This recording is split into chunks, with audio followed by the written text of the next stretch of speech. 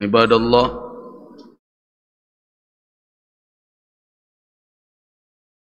bapak-bapak dan ibu-ibu, jamaah kajian surau rahimakumullah. Alhamdulillah, pada pagi ini kita masih bisa melanjutkan kajian setelah beberapa pekan karena ada kegiatan lain kita tidak berjumpa. Dan saya bersyukur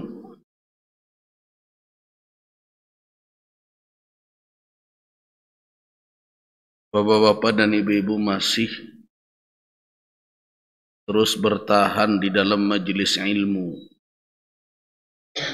Karena memang ini tugas majelis ta'lim. Di saat saya melihat ada sebagian dari jamaah yang hadir di majelis ta'lim sudah sibuk dukung-mendukung pasangan calon. Sedih juga saya jadinya melihat yang seperti itu. Karena sudah keluar dari konsep majelis ta'lim sebenarnya.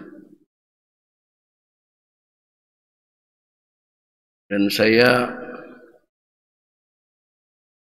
jujur, saya katakan saya tidak nyaman ketika melihat para politisi memanfaatkan lembaga-lembaga atau kelompok-kelompok yang tidak dibentuk untuk berpolitik praktis. Sedih dan terasa tidak nyaman betul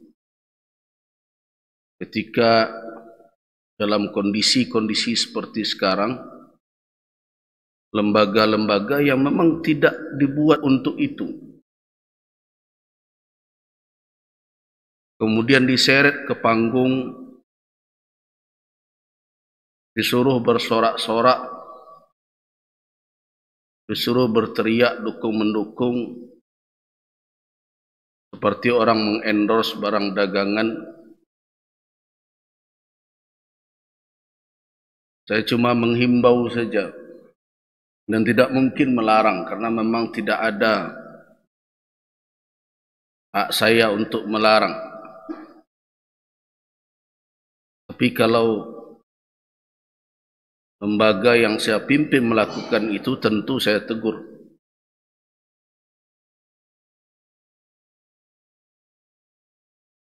Tetapi karena ada pimpinan, ya tugas kita supaya jangan jatuh dalam kerugian. Sebagaimana dalam surat Al-Asr, orang-orang beriman yang tidak merugi itu salah satu tugas yang mereka jalankan adalah watawasaw bil haq watawasaw bis sabr.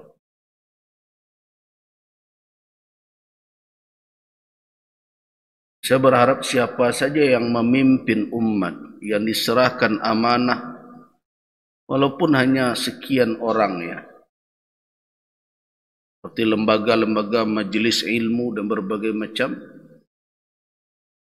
sebelum kita menerima ya jabatan menjadi ketua, menjadi pimpinan apapun namanya, pelajari dahulu lembaga yang akan kita pimpin itu.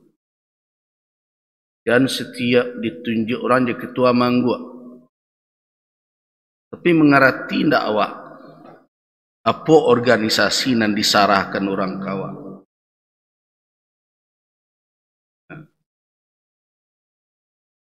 Kalau saya ketika diamanahkan menjadi pimpinan Majelis Ulama semenjak dahulu dari kecamatan kemudian kabupaten, satu yang saya pelajari dahulu apa karakteristik dari organisasi ini. Apa peran dan fungsinya, kedudukannya di tengah umat. Ya, itu dipelajari dahulu. Jadi jangan ketua awak, ketua orang, ketua lo awak. Pelajari dahulu dengan benar. Ini pelajaran untuk kita semua.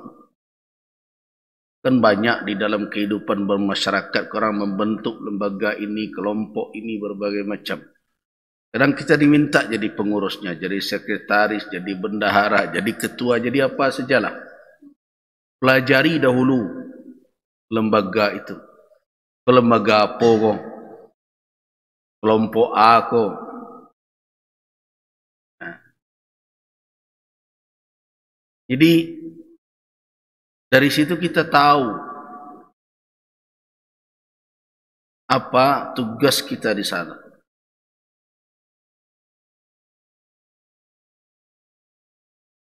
Dan dengan itu kita mengawal jalannya lembaga tersebut.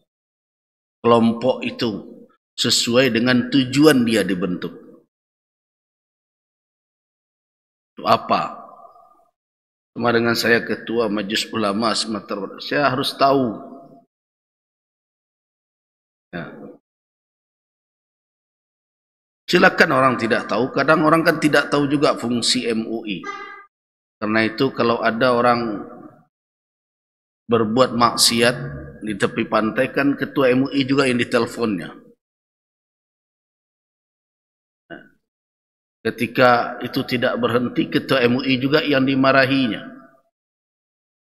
Ya, saya menganggap mereka tidak tahu saja bahwa lembaga yang saya pimpin tidak sampai ke kewenangannya menangkap orang di tepi pantai. Tapi mengingatkan orang-orang yang bisa mengambil tindakan, ada kewenangan dia, itu sudah saya lakukan. Dan tidak pernah bosan. Biarlah dikatakan orang nyinyir. Itu tugas. Tapi sampai menangkap di sana, apakah ada kewenangan saya di situ? Tidak ada. Saya harus paham lembaga. Ya. Begitu juga majelis ta'lim dibentuk seperti majelis ilmu yang kita buat ini.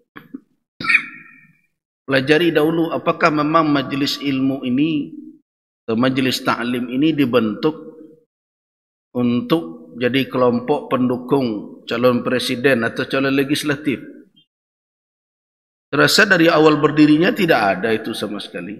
Tidak tahu ibu-ibu yang sibuk. Ini maaf saja, saya berulang kali diundang berceramah di majelis ta'lim itu, bukan tidak mau. Tapi inilah yang terus saya khawatirkan.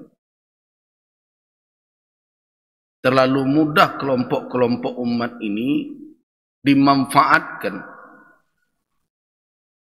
baik oleh orang di luar, para politisi, dan juga dipergunakan oleh sekelompok orang yang ada di dalam. Karena itu saya pesankan kepada jamaah yang hadir hari ini majelis ilmu. Yang kita lakukan di sini adalah menyampaikan wawasan, keilmuan, melakukan pembinaan. Bukan kita mau menghambat hak seorang warga negara untuk pilih memilih. Itu hak. Bahkan kalau dalam konsep Islam bukan hak, tapi malah itu tugas kita menunjuk pemimpin. Tetapi membawa lembaga, tunggu dulu. Nah, membawa lembaga, tunggu dulu. Pelajari lembaga itu. Kalau lembaga itu lembaga politik, memang di situ tempatnya silakanlah bersorak. Silakanlah berteriak, menyebut nama, menunjuk ini, mendukung A, B, C, silakan. Tetapi kalau organisasi kita itu tidak dibentuk untuk itu, nah, tahan syahwat. Kalau mau juga, mau saja bawa saja sendiri diri kita, tidak usah dibawa pula. Organisasi kita, lembaga kita, rusak jadinya. Ke depan orang akan memandang organisasi kita sebagai endorsement politik nanti jadinya. Harusnya para politisi itu kalau hadir di tengah kita disuruh mengaji dia, bukan kita yang disuruh bersorak mendukung dia. Iya, ingat ya. Kalau para politisi itu hadir di tengah majelis ta'lim, mereka yang harus dipengaruhi oleh suasana keilmuan di majelis ta'lim. Bukan orang-orang di majelis ta'lim yang dipengaruhi dan diwarnainya sehingga bersorak untuk mendukung dia atau tuannya. Ini pesan saya kepada umat di Sumatera Barat ini. Dan juga kadang saya lihat ada sebagian da'i, ya, muballigh, mungkin juga ulama, tapi lari dari konsep keilmuan. Berbicara beberapa orang, kemudian bicara se-Sumatera Barat. Bayangkan.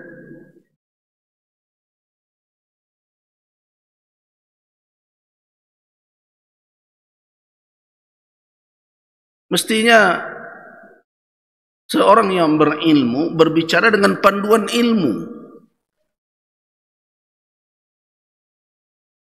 Makanya saya tulis dan kawan-kawan di MUI Kabupaten Kota juga telah membuat pernyataan.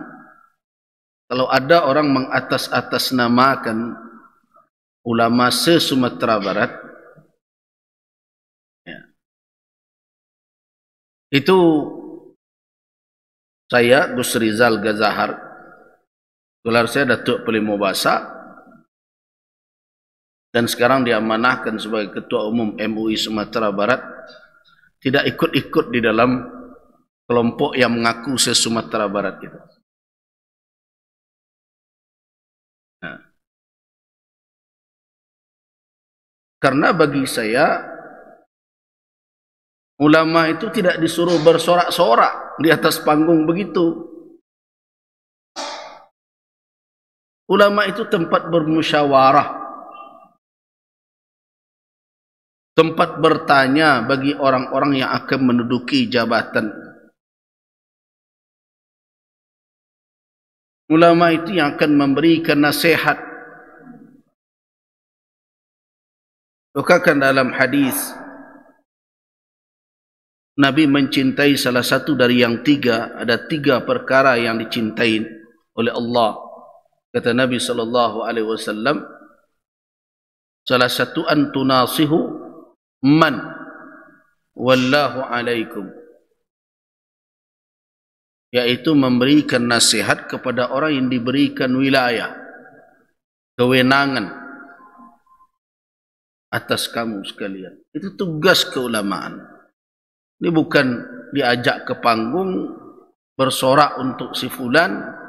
Ya terserah sebagian melakukan itu, tapi bagi saya dan bagi ulama Sumatera Barat, apalagi orang Minang ya, kalau memang dia arif bijaksana, tidak perlu bersorak-sorak begitu. Dan sudah ada pituah keulamaan di ranah Minang.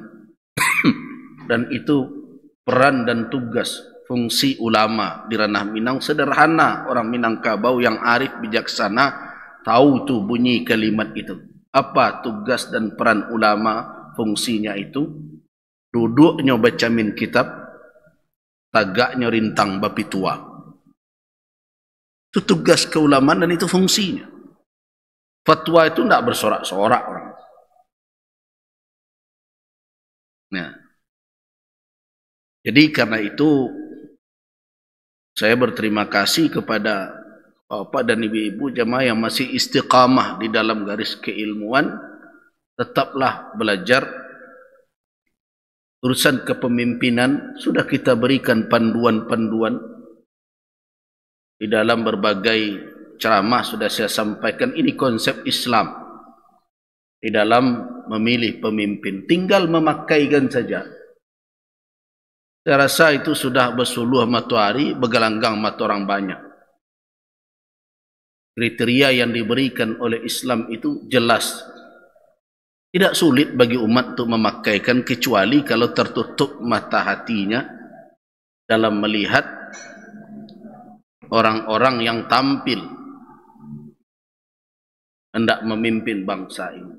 Apalagi semakin hari semakin terbuka.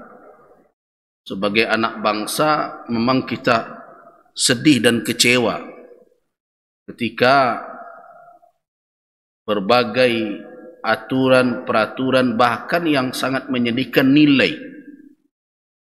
nilai-nilai yang telah dibangun sekian lama berupa akhlak, ya, moral, etika dipinggirkan begitu saja.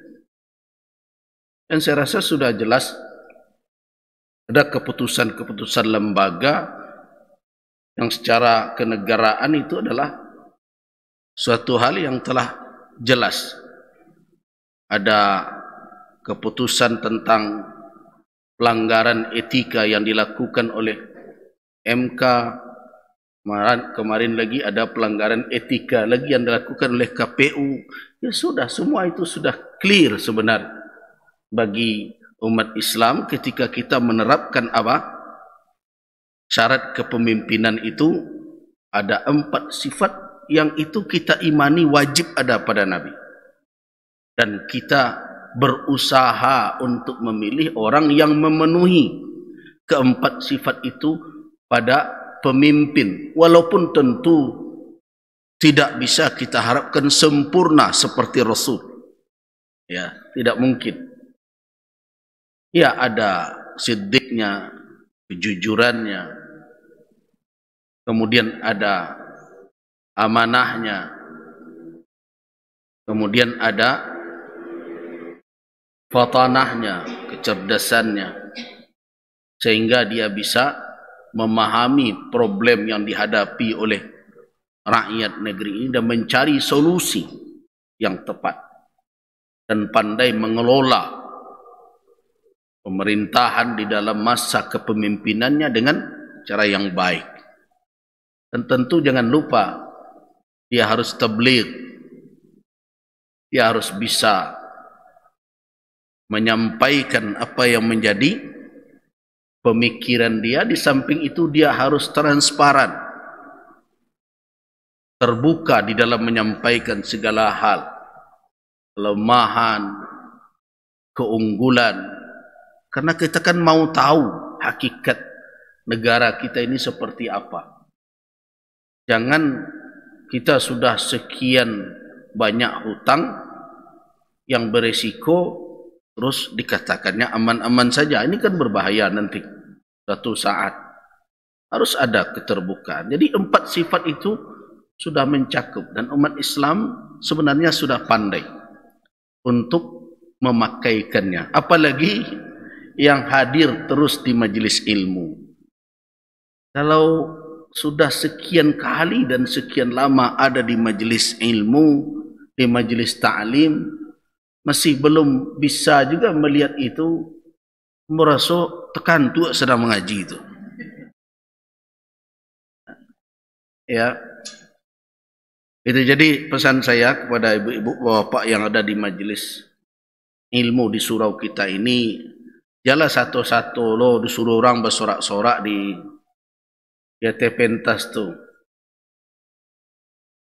Nah, dan saya titip kepada umat Islam, kalau ada politisi seperti itu yang memperalat dai, muballigh, ya, lembaga majelis ilmu, majelis ta'lim, dia peralat seperti itu, suruh memakai lembaga-lembaga itu atau bentuk forum ini, forum itu yang terkait dengan keagamaan.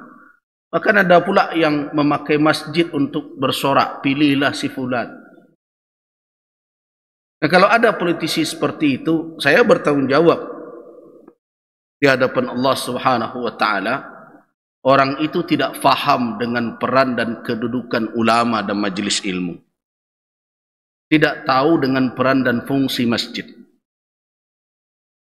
Ya. Orang ini tidak mengerti dengan marwah keulamaan. dan tidak tahu dengan izzah majlis ta'lim dan majlis ilmu. Walaupun dihujaninya kita dengan uang, dengan berbagai macam, ya, tapi bagi kita hidup itu bukan material sebagai tujuan. Itu yang perlu saya ingatkan. Walaupun sebagian orang akan berkata, apa hidup kita dengan kemuliaan dan marwah itu? Kan ada yang berkata begitu. Bagi kita orang yang beriman bisa. Kenapa? Selama marwah terjaga, izzah terjaga, kehormatan terjaga, Allah ridha. Yang memberi kita hidup itu siapa? Allah Subhanahu wa ta'ala. Ya, ada orang yang mengatakan begitu, kalau di dangana ke Jibuya itu susah diwarinya. Kini zamannya kini, orang beragi terima. Jangan. Haram hukumnya. Jangan pura-pura tidak tahu. Dia sebagai apa? Memberi karena apa?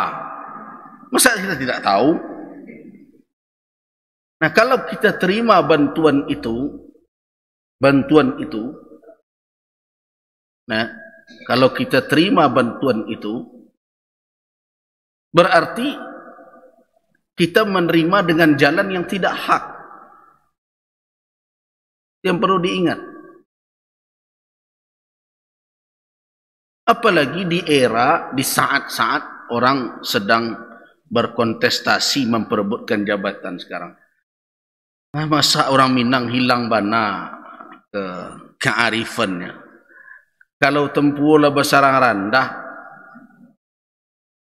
ya faham sajalah gitu ya. Jangan pura-pura tidak tahu juga. Itu pun bukan jalan yang halal untuk kita mengambilnya. Haram hukumnya. Karena kita sudah tahu. Ya tidak disebutnya, ya sudah. Itu ma'ruf. Kalau dibawakan kepada para pedagang, al-ma'ruf bainat tujjar kal masrut bainahum gitu ya. Nah, yang sudah ma'ruf di antara pebisnis, ya ada pebisnis politik ya. Itu pebisnis politik tuh yang bayar-bayar itu. Dia menjadikan suara ini sebagai apa? Sebagai objek transaksi. Nah, itu dikatakan orang politik transaksional ya. Itu bahasa di luar mereka canggih-canggih, kadang kurang paham loh, Wak. Nah, jadi pebisnis politik yang menganggap suara orang ini bisa ditukar dengan material. Ya jangan mau kita rendah harga diri kita jadinya. Itu tugas kita. Pertanggungjawaban kita kelak di hadapan Allah Subhanahu wa ta'ala. Kepada siapa kewenangan diserahkan. Nah, kan di dalam hadis, man wuliya min amril muslimina syai'an, ya, siapa saja yang diberikan kewenangan terkait dengan perkara orang-orang Islam sedikit saja, kita punya sedikit. Kenapa?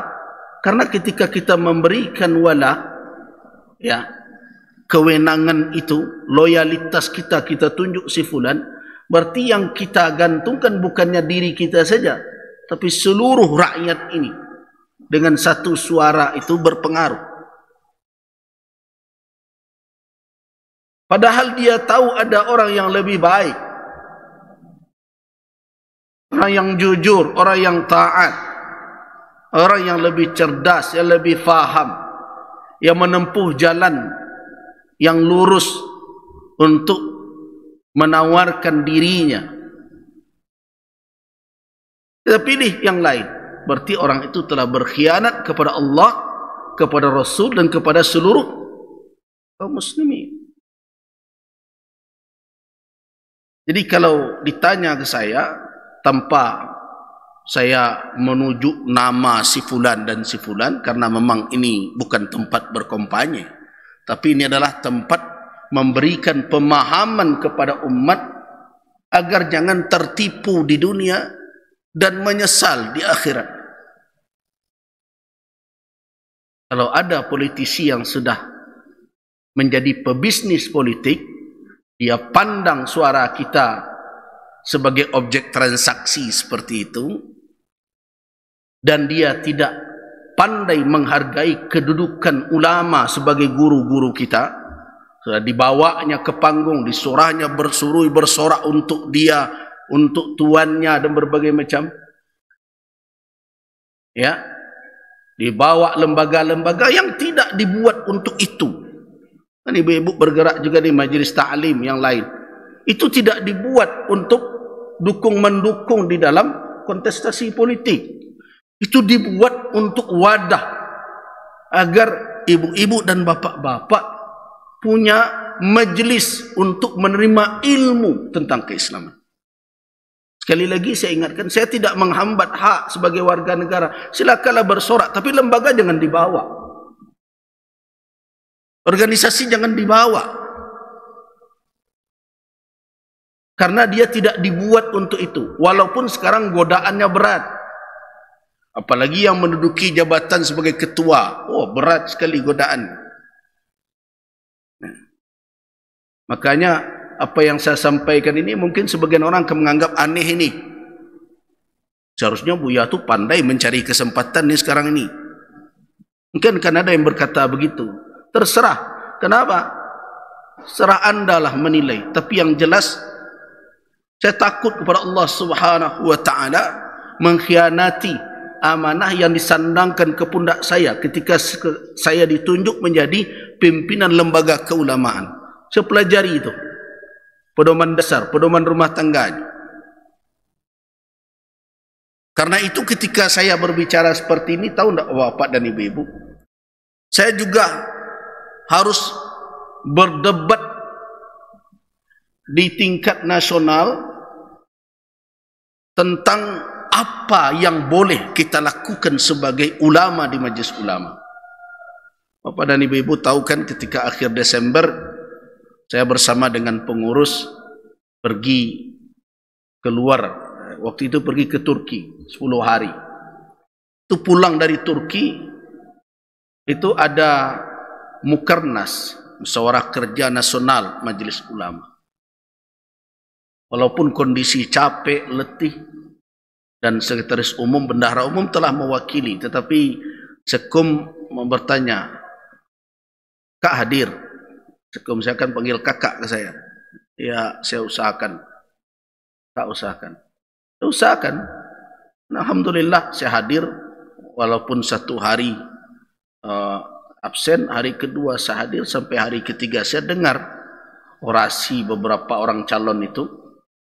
Nah, kemudian di dalam komisi saya usahakan walaupun letih sampai jam 2 malam saya baru sampai di hotel istirahat, dan pagi saya khawatir apa yang telah disepakati oleh kawan-kawan nanti berubah di sidang pleno. Hadir lagi saya walaupun setelah zuhur saya harus terbang lagi ke Padang. Nah, di situ sudah ada di dalam draft itu bahwa pengurus majelis ulama apabila masuk pada tim ini, berada di sini, mencalonkan diri, harus nonaktif. Nah, saya setuju. Kan ini dahulu yang menjadi fokus saya ketika 2000 berapa dahulu? 19. Saya minta agar MUI independen. Ketua Umum MUI maju waktu itu, saya minta keluar dari MUI. Tapi waktu itu kan orang tidak mau sepakat dengan saya. Bahkan dianggapnya MUI Sumatera Barat ini aneh. Bahkan sampai ada yang menuduh radikal. Nah, tapi sekarang itu disepakati. Tidak boleh terlibat. Nah, saya setuju.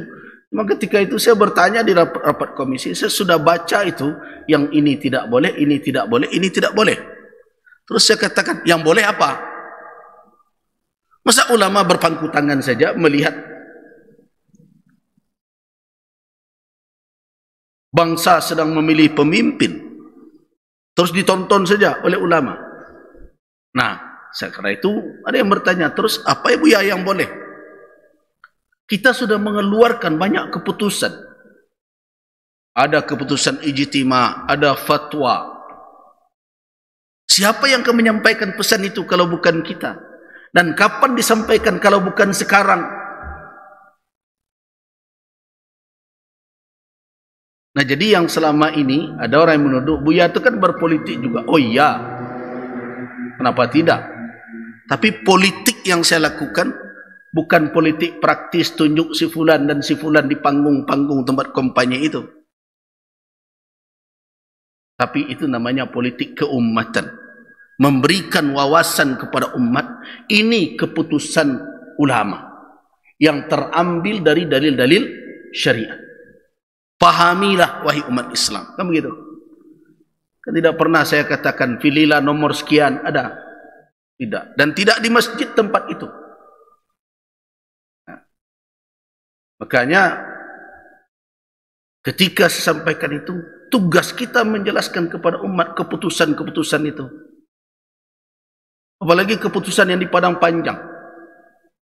Tentang yang saya sebutkan tadi, karakteristik kepemimpinan, syarat pemimpin di dalam Islam itu kan keputusan di Padang Panjang, Ijtima' Komisi Fatwa se-Indonesia, Majelis Ulama Indonesia di Padang Panjang tahun 2009. Jadi sudah lama sekali.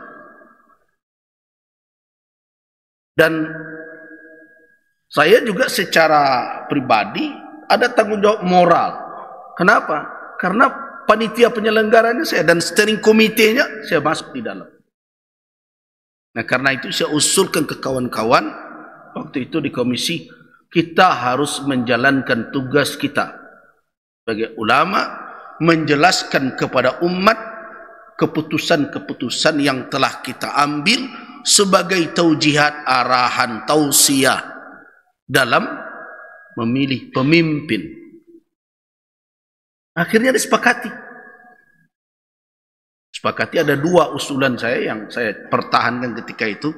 Salah satu lagi adalah ketika berbicara majelis ulama, saya tidak ingin lagi majelis ulama itu hanya terkurung dalam kelompok ormas Islam, tapi juga mempertimbangkan kehadiran wakil dari daerah-daerah. Jadi keterwakilan daerah itu harus ada di MUI Pusat. Kenapa? Karena dari piagam pendirian MUI itu bukan hanya ormas saja. Jadi bukan hanya ormas Muhammadiyah, Nahdlatul Ulama, Tarbiyah, bukan. Ini yang sering dilupakan orang. MUI itu didirikan juga bahkan mayoritasnya adalah ulama yang berasal dari daerah-daerah. Jadi Buya kita dahulu ketika mendirikan MUI di Jakarta itu wakil ulama Sumatera Barat itu. Buya Haji Mansur Daud, Datuk Palimokayu. Nah sekarang kenapa ketika kita membentuk kepengurusan di pusat itu hanya bicara ini wakil ormas ini wakil ormas ini. Jangan. Nah itu hampir berubah di pleno, saya protes lagi. Walaupun saya ditunjuk sebagai tim perumus. Sehingga yang bertanya, Buya kan tim perumus. Benar, tetapi tidak seperti itu rumusannya tadi. Nah jadi ketika kita berbicara menjelaskan tentang kriteria kepemimpinan itu, sebagai ketua MUI di Sumatera Barat, saya juga memiliki alasan keputusan, itu tugas. Nah, jadi saya berharap ketua-ketua lembaga keumatan yang lain, majlis ta'lim kah, apapun keulamaan, janganlah keulamaan dibentuk hanya untuk bersorak-sorai mendukung paslon dan sebagainya. Rendah marwah keulamaan, izzah keulamaan. Nah ini sesuai dengan moto yang menjadi semangat di MUI Sumatera Barat semenjak saya memimpin, yaitu menyandang izzah, ya. Jadi membawa izzah, menyandang khidmah. Jadi izzah keulamaan harus dibawa manapun, jangan dibiarkan direndahkan. Yang kedua adalah menyandang khidmah. Khidmah keumatan harus dilakukan. Nah itu pesan saya kepada bapak dan ibu-ibu terkait dengan masalah, karena saya hampir 10 hari meninggalkan Sumatera Barat surau dengan berbagai dinamika yang terus capek juga saya menerima pengaduan dan laporan begitu. Tiap sebentar WA ini kalau tidak dibuka mungkin sehari sudah ribuan. Ini apa ini yang terjadi di Sumatera Barat? Ya itulah. Dan kawan-kawan dari MUI kabupaten kota juga sudah menyatakan sikap kita tidak ikut atau berlepas diri dari cara-cara seperti itu.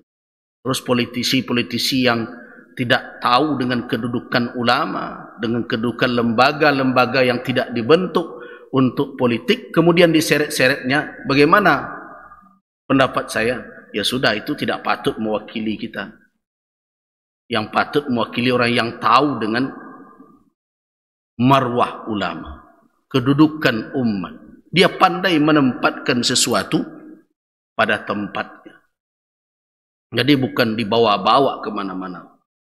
Karena itu bagi umat Islam di Sumatera Barat, saya menghimbau agar perhatikan politisi-politisi yang tidak menempatkan sesuatu pada tempatnya itu. Ulamaan dia rancah berbagai macam, dia seret-seret, lembaga-lembaga keumatan dia bawa-bawa.